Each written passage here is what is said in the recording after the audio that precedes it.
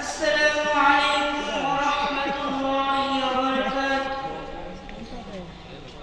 একটি শোক সংবাদ, একটি শোক সংবাদ।